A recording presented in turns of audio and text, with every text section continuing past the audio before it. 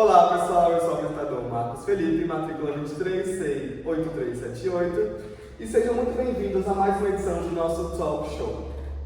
Hoje vamos discutir um tema essencial para as democracias atuais, o atual papel do povo nas democracias contemporâneas. Para isso, vamos analisar como a teoria geral do Estado, especialmente com Jelinek e Kelsen, tratou o povo como elemento estrutural e como isso contrasta com a teoria constitucional, que coloca o povo no centro da ordem jurídica. Vamos lá? No Brasil, por exemplo, a Constituição de 1988 afirma que todo o poder emana do povo, mostrando ali a soberania popular, que é um dos pilares da nossa democracia. Mas será que as teorias clássicas reconhecem esse protagonismo popular? Como isso impacta o funcionamento das democracias hoje? Para responder a essas e outras questões, eu trouxe hoje aqui dois convidados muito especiais, Letícia Costa e Daécio. Vamos lá, sejam muito bem-vindos. Muito obrigada, Felipe. Meu nome é Letícia Costa. Minha matrícula é 2320-36573 e realmente é uma honra imensurável fazer parte desse programa.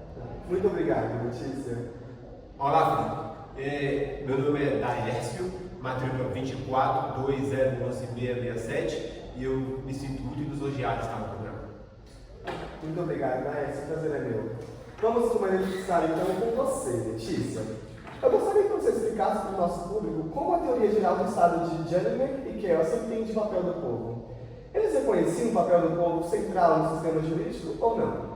Uma ótima questão, Felipe, muito obrigada. E bom, na teoria geral do Estado, tanto Jelinek como Kelsen colocam o povo como um papel estruturador do Estado, ao lado de territórios e também da soberania.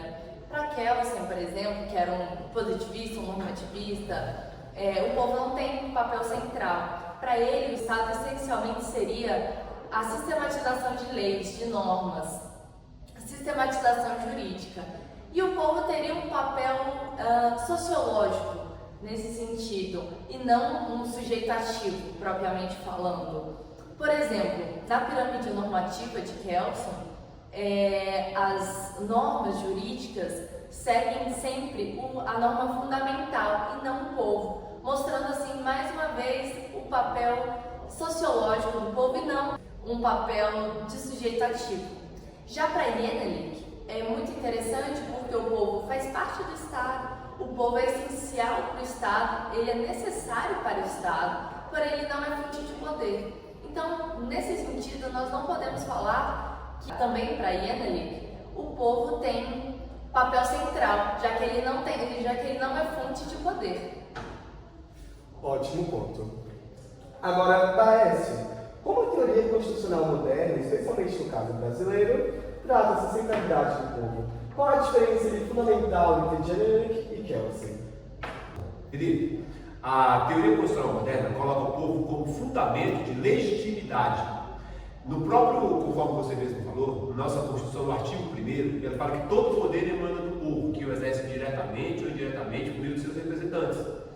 Então, o que acontece? Isso reflete mecanismos que o povo tem para agir. O próprio texto constitucional colocou uma previsão do plebiscito que ocorreu em 1993. E conforme eu participei desse processo, eu lembro historicamente que o povo ele tinha a dúvida que pairava era se ia ter parlamentarismo ou presidencialismo, ainda se seria uma monarquia ou uma república. E a grande dúvida do povo era: vamos trazer toda aquela ideia de monarquia? Então eu tenho novamente essa questão de essa legitimidade. E mostra que o povo ele é um elemento estrutural e ativo de legitimar o poder. Tá? É um reconhecimento da teoria constitucional moderna que, para Jelinek e Kelsen, o povo ele não tem esse papel tão preponderante, ele é estrutural. Já nas teorias constitucionais modernas, ele é o detentor do poder.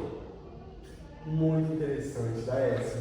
Agora, Letícia, o povo quer saber.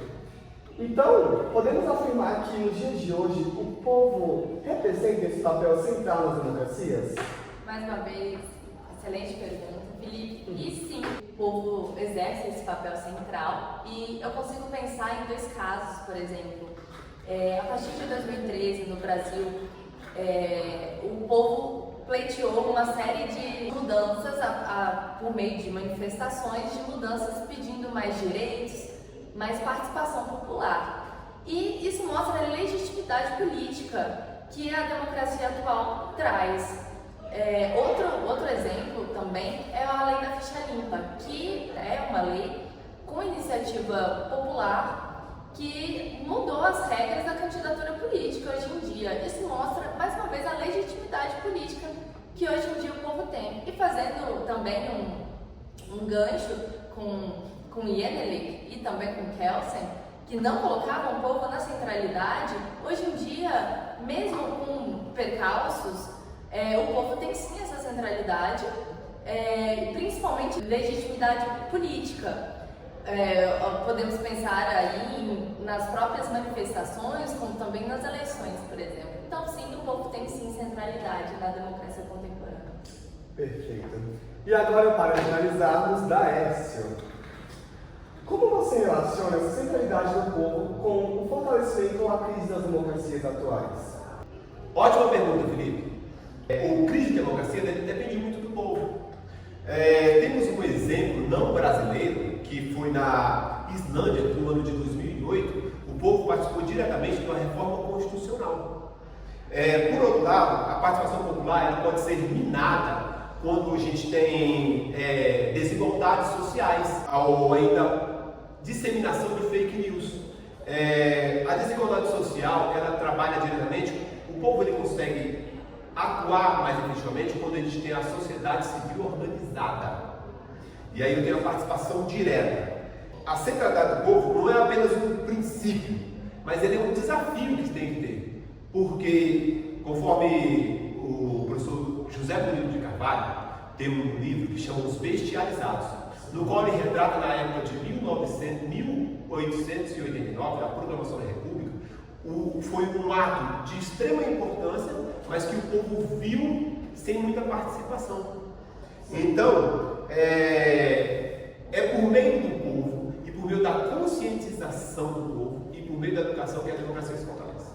Excelente reflexão. Então, mesmo que Jung e Kelsen não tenham dado um papel central do povo, a teoria constitucional e democrática contemporânea reconhece que o povo tem um papel muito significativo na sociedade, especialmente em relação à legitimação do poder político.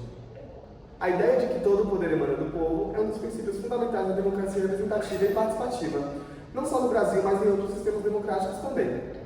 Bom, agradeço imensamente a presença dos dois convidados. Muito obrigado, Letícia. Muito obrigado, Daércio. Muito obrigado a todos. E até a próxima edição do nosso Tchau Show. Até a próxima.